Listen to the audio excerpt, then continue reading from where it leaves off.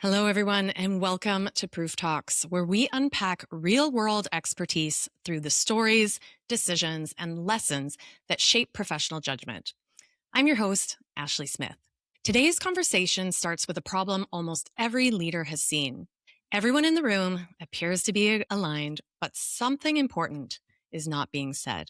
And when that truth doesn't surface early enough, the consequences can be costly. I'm joined today by Cristian Gonzalez, a capital project leader who's spent 2 decades inside complex industrial and organizational environments across the US, Latin America, Canada, and the Caribbean, shaping or delivering over $1 billion in capital investment, from major retrofits to significant joint ventures. Cristian is the author of What Everyone Knew: Inside the Failures Organizations See Coming and Don't Stop. His work sits at the intersection of technical execution, leadership, and organizational performance. He focuses on what separates teams that uncover problems early from those that get caught off guard when it's already too late. This is a topic that spans industries and organizations of all sizes. Today, we'll unpack why silence can look like alignment, why disagreement may just be essential for better decision making, and what leaders can do to build the conditions where capable teams actually perform. Cristian, I'm thrilled to have you here today. Welcome to Proof Talks. Ashley, thank you for having me here. I really appreciate it. Thank you. I know that, your expertise is really built around these pretty complex industrial capital projects. But I'd love for you to maybe unpack a little bit more about your background, and then we'll start diving into maybe some scenarios you've seen in real life, and hopefully some folks can take away some learnings that can apply regardless of what sector they're in. Sure, absolutely. Look, so as you mentioned, I've been 20 years, mostly industrial. I started my career working for a refinery in the Virgin Islands, in the U.S. Virgin Islands. That was my first exposure when I realized everything's so different from school, and you realize you really know nothing when you go to from out of school to the real world. So that was my first school. It was the first time I got exposed to really complex. As you can imagine, refineries are incredibly complex. It's amazing how you get to turn oil into gas for the cars. For those who are not familiar, it's a very intricate process. But that taught me a lot of how these things come together, and to make it happen. And from there, I moved to the mainland in the U.S. and I've been based out of the mainland for ever since, and worked in still industrial, but chemicals and distribution and back to energy as well. And from there, I've been working in other countries, as these companies tend to be global and international and reach. So I spent quite some time. But throughout all that time, what really realized is that regardless of the size of the company, I work with small size all the way to Fortune 200 companies, and some of these issues are seem to be universal. And no matter who I talk to, whether they're in this kind of industry or I was going to say, even my wife, she comes from a totally different background. Every now and then, I'm complaining a little bit, and she comes out and it's like the same thing happens in our industry. So at some point, I figure, it's worth spreading the word and trying to get everybody to a more productive state. I'd love to break down, if there's a specific scenario that you've helped a team navigate. You mentioned this concept of folks being pretty silent or not seeing where disagreement may exist, like where leadership might think that their teams are on the same page, so they spend time on a strategy, and it turns out something that maybe should have been obvious was missed. Can you help introduce maybe a scenario where you've walked in to help an organization, and what were the circumstances? Like what did the situation look like, and how did you help them start to see what was missing? And then this has happened as walking in, or as also being an employee. And when I started getting some agency over this kind of thing. So the example I'm going to give you, I was an employee at the time, not working independent yet. When you mentioned the silence is one thing, and these disagreements are another. And it's very important not to confuse silence with agreement or understanding that That's first and foremost, and that's I always say to a leader, and it doesn't matter the level you're in an organization, whether you're a manager all the way to the C-suite, you're still probably talking to a handful of people at a time. And if you're proposing, whether it's an idea or a strategy, if you're a CEO, and your team stays silent and just nods along, take that as a yellow flag, as a warning flag, because what most it's a human behavior thing that people are either intimidated or maybe the culture around your organization has taught them that it's safer to stay silent than to openly disagree. And, right now, what happens when you get to disagreement? Then that's a whole other issue, right? You either foster it in a respectful way or quelch it. And what happens often is that if you're leading it, it is very easy to, once you start seeing disagreement, once to take it personal, and second, to try to manage that disagreement. And when by doing that, all people are is hearing, listening, or interpreting from it, it's stay quiet, which kind of diffuses exactly what you're trying to accomplish usually, which is getting feedback. So I wanted to unpack that a little bit there. And so now to the example, though. I work with this company that one of the most interesting jobs that I had, and it was as a project manager. But this particular time, the company had just had an accident happen. Fortunately, nothing really happened, nothing serious happened, but it could have been catastrophic, right? So they were loading a truck with flammable material, and it blew up. And now I said blew up, but what really happened was, as it was blowing up, the lid on top lifted, so all that pressure went off. So the lift failed, but that failure prevented the entire truck from blowing up. Now, what happened is that this company has these kind of facilities throughout the U.S., Canada, and Mexico at the time, and they all work the same way. So that was an immediate, we have to stand down until we figure out what happened, right? And naturally, everyone's looking for what happened to blame, etc. This company had some exceptional leaders that still to this day I respect, and try to avoid that and try to get it on the right path. So fast forward, I got sent there and I got assigned to figure out what happened and a solution. So that was very intense because it needed to be solved quickly. In the meantime, all plants were shut down, right? And so we had to put together a team. It was a makeshift team from people that I could point and bring together. We spent a whole week, and Saturday, Sunday, about, I'll say probably 12 hours a day, trying to sort this out. And so it's a lot of effort to then present a solution. And that's what it all happened. I'm sitting there, tasked with presenting this, and within the first 2 minutes of me trying to explain how we got through it, I started getting interrupted. And unfortunately, it was not nice interruptions by any means. Imagine you're like, I'm the engineer at the time. I was wearing two hats and trying to explain these along with my team. And then I had in the same room, there were the directors responsible for these plants, the VP of operations, VP of engineering. It was very high stakes. So what I quickly learned there was that working in a vacuum is difficult.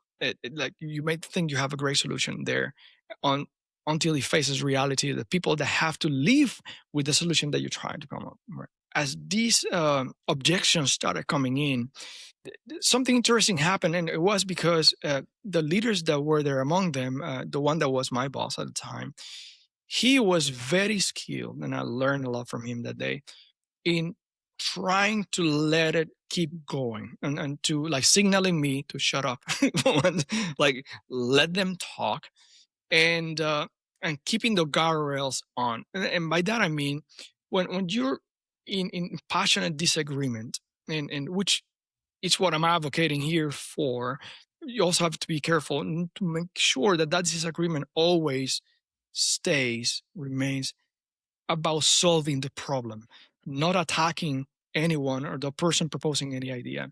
So every now and then things got a little heated. He had to come in, but the way he came in was basically reestablishing the guardrails. Like, okay, let's remain focused. This is the problem. This is what we're trying to solve. Let's make sure this is what gets solved.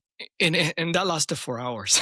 This Yeah. was not a 5 minutes. Like this, that lasted 4 hours. Bottom line was that the solution that we had was technically correct. There was nothing wrong with it in theory, but when it faced the reality of the people that were there, what happened was like they started bringing up real life issues that we couldn't think of because we're not there. But they're like, okay, well, that may work in Kansas, but it won't work in California because X or Y or Z. And through that discussion, things started moving somewhere until at some point we came out with an answer that was not what we proposed, but was considerably better than what we have. So the result was that if we wouldn't have that disagreement and everybody would have been a, yeah, Christian team, bravo, what would have happened? We would have spent millions of dollars deploying these, and it wouldn't have survived the reality on the field that needed to survive. Ton of resources would have been wasted. I mean, obviously, that experience helped shape how you see the sort of dynamic when it comes to leadership and sort of decision making when it's outside of the trenches versus in the trenches, right? And so now, today, when you're working with teams, how do you apply that understanding to first recognize that there's a gap in the first place, or is it more about just making sure there's a culture that really, like you said, encourages and fosters this really purposeful type of dialogue, even if that might mean disagreement at first? There's a lot to unpack there too, right? But if you ask me, ultimately, it's going to lead to culture because there's no other way that you can have an environment that allows for that. Because to have that culture, there's many things that have to happen for that. So, for instance, if I walk in today, and an example, I once walked into a company, and to me, it was the opposite though. What I realized that everybody was nice, almost too nice. And whenever they had a meeting, everybody seemed to agree. Everybody would walk out very like great, it's happy. But to me, that was a red flag immediately. It was like something here is not. Now these were really legitimately good people. They weren't faking it, but the culture had taught them that it was safer, more valuable to agree than to surface the real issues. And and that's exactly what was happening when I started probing. Things started surfacing everywhere, and it was kind of frustrating because once I started probing and seeing the dynamics, we could be in a meeting and get to an agreement, or see agreement between the parties, and totally disregarded the moment they were out the door. So I was like, so what is it worth? And and that led to some serious consequences in that particular company. All that to say that that creating that culture, it's much more than just having a mission statement, vision, and all these postulates, or employee manual. You can have that, and you should. As a matter of fact, you should. That's kind of written evidence. But at the end of the day, it's the culture is what happens in the moment when somebody comes to you with bad news, and everybody else is watching, or even if nobody's watching for that matter. And how do you react? That exact moment is the culture. Are you taking it with curiosity? Are you are you trying to extract more information? For instance, if I come to you and say, "Hey, production shut down," is your first instinct to get upset and yell and scream like whose fault it is, or is it what do you think happened? How could we solve these? And what do you suggest we do? Or, even if you already had a solution in mind, but making it safe for people to surface that, it is the first stage to allowing them to talk, right? And then on top of that, you build the trust. And once you have the trust, then you can have a team disagree in front of each other or challenge each other respectfully. But until that trust is established, and by your own actions, it it just won't happen. You can have it everywhere. It's safe. we do that. You know where you see that kind of distrust in year-end evaluations, right? It's the promotion process that nobody trusts, that Mhm. everybody knows is rigged, or everybody thinks it just doesn't work, and it's because there's not a trust established there, that people feel confident that either being listened to, or or their situation addressed properly. I feel like one of the signals that there might be a challenge you've mentioned, like sometimes you step into an organization and you see maybe just a sign that folks are being a little too polite, and that's kind of the culture. I'm wondering what other signals there might be, that something is wrong, and that you've seen in real scenarios. And I'm also thinking about the different levels of sort of seniority within an organization, right? So like Mhm. if you're if you have an important hands-on role in an organization, especially in something with like really high stakes, like industrial projects as an example, or something related to like chemicals, like there's obviously lots of safety issues and things, as you mentioned. There's also cost and like redundancies and things of that nature. But I'm just thinking about that communication flow. If someone's inside an organization and realize, there's the culture isn't quite prepared to invite like the sort of help that it needs, versus someone in like a management role versus someone in a CEO or even board role. Like, do you see, I know that it's like top down, bottom up, right? Um, like Yes. how I noticed on some of the stuff that you work, that you showcase on your site and whatnot, you talk about bringing the bad news early always. Yes. And so, how do you foster that from different levels depending on where you're at? That's a very, very good question there. It goes back to the culture, right? And it's the culture that you create, right? Just by saying bring the bad news early won't make people bring the bad news early. What make them do it is, what do you do when the first person brings the bad news? Hmm. And early, right?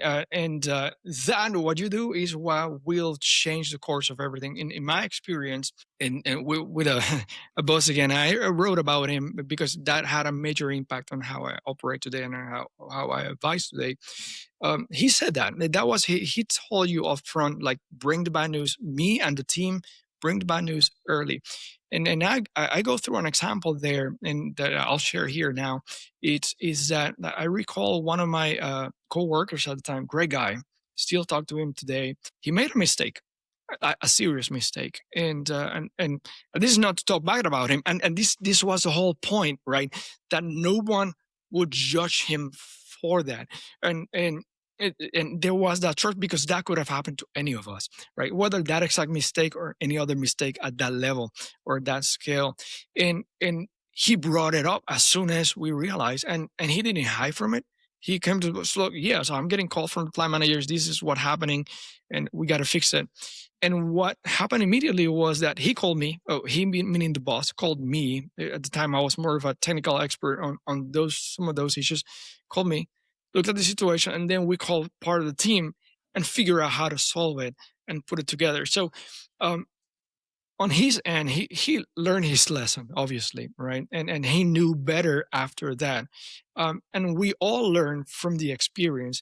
But the big point was that nobody made a big fuss about it that made him feel any less than anybody else. On the contrary, the whole point was that we're all in here together to solve the problem and make sure that it doesn't happen again, right?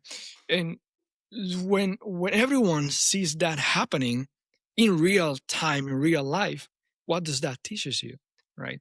Now that doesn't mean we're gonna allow like people that are not competent to carry on. That's not what we're talking about here. We're talking about legitimate things that could happen, and how to address them properly. And even if it was an incompetent person at X or YZ, because I have dealt with that. Also, you got to treat that with dignity and respect, because everybody else is watching, and and everybody will be afraid of falling into that category and then being humiliated or whatever else. So even in that same group, the, we had situations when something like that, somebody was not a good fit, they got handled with much care, much dignity, and respect as we could, so that the person could leave with, with his head held high, and everybody still respect that person on the way out. And so Hmm. that's how that's created. And it's not, it doesn't happen overnight, but Yeah. when it matters, you got to show up and show everyone what you're made of. What do you see when you notice um, maybe competing or conflicting voices, particularly on the leadership side, like people who maybe carry similar seniority or weight?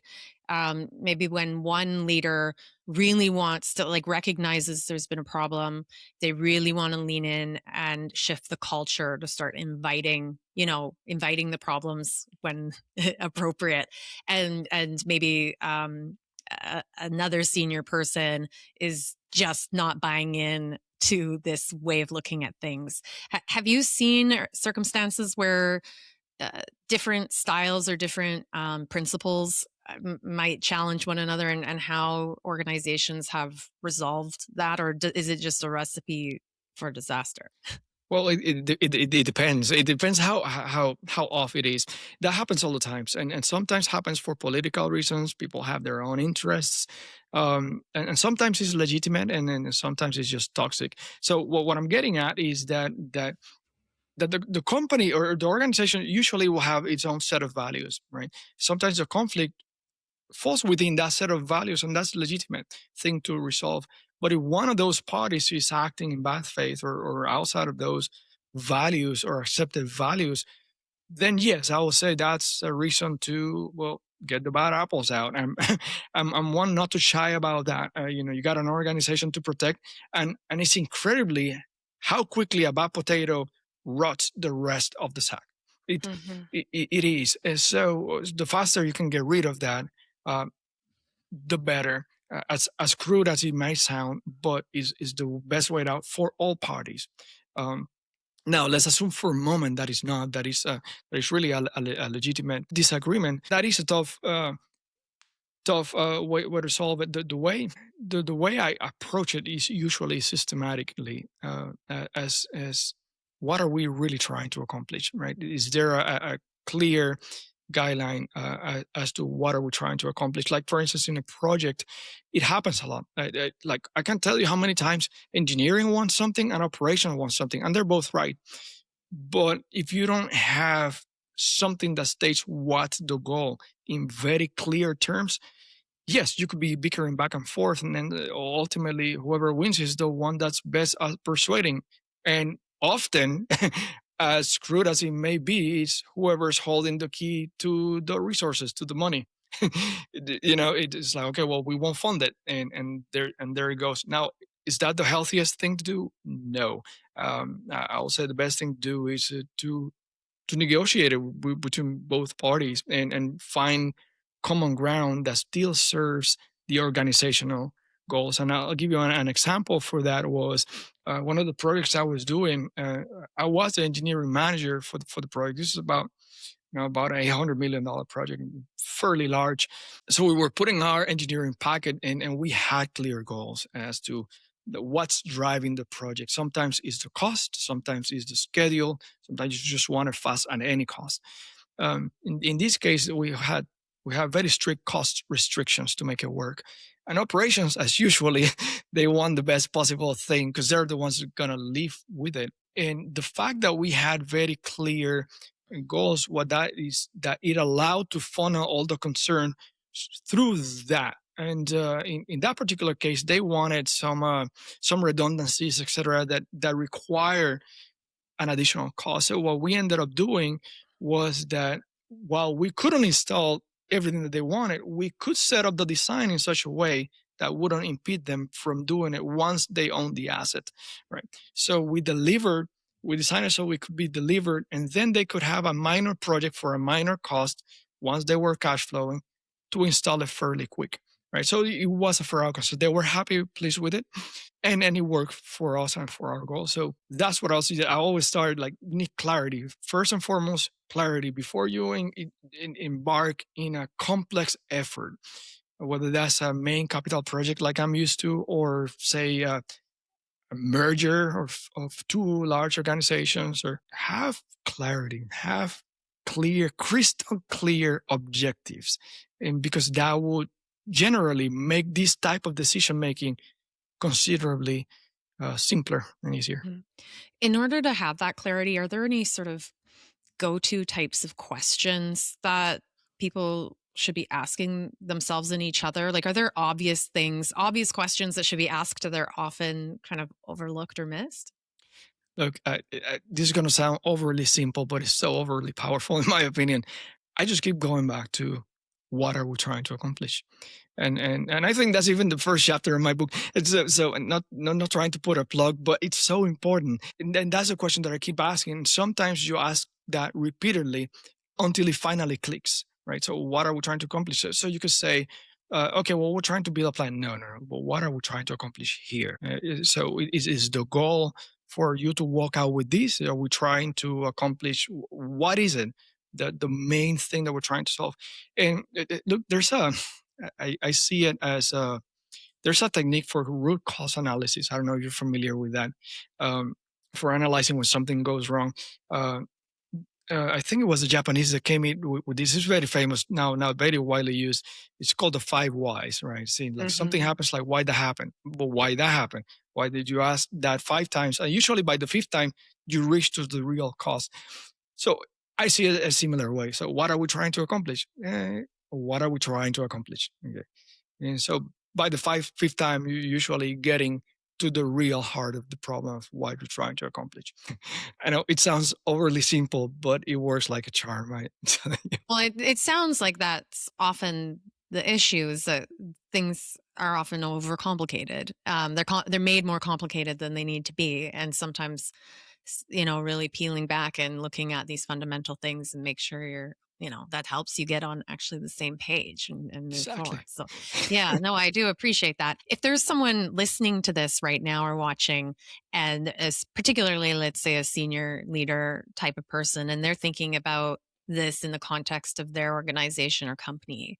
And they're like, I haven't really intentionally thought about this, like, or put anything in place in a meaningful way that invites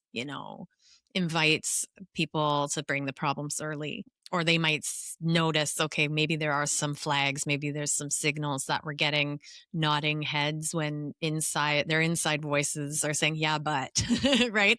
So, what's the first thing, like a simple first thing, like if they want to do something differently tomorrow that they could think about doing that would be accessible for them? Start doing. Uh, I mean, see, if you're a senior executive, you're probably bombarded all day long with all these kind of issues that people want you to help solve, and start there. And if you're a middle management, and you feel like you're not being heard, and you're trying to change things, start with your own group, and start implementing this, like, clarity among your group, or clear objectives, and to start fostering that different culture within this own bubble, and just to make sure that you can make the right decisions, that the team brings and surface these problems. It may not go all the way to the CEO, because maybe the company you work with is just not as fast changing. But one thing that will happen is that you, within your sphere of control, the moment that starts giving you results, people will start asking. And I've seen that multiple times, groups side by side, and then one starts moving faster than the other. And the first thing that happens is like, how come you are being able to achieve that? And that's your opportunity, and to say, well, this is what I do. And that's where people will actually start hearing. So that's a contrast. If you're up on the top, then just start doing. Talk to your team. Start that change yourself. It start with yourself. You can't tell them, bring it to me, bring the bad news, and expect magically happen. It's just one single moment. That's it. One single moment sometimes comes, we have the hair on fire. Company is about to to go. Okay, and then change your response. Ask yourself, am I responding as the leader that I want them, allowing them to talk to me, or am I shutting that conversation down with my own facial expression? My, like, these things are crazy. Oh my god, no, no. welcome it, ask more questions, extract the information from them, let them talk. And often they'll have the solution themselves. You just got to allow them to say it. And that'll make them feel more empowered. And you'll see how things change Yeah. from there for the good.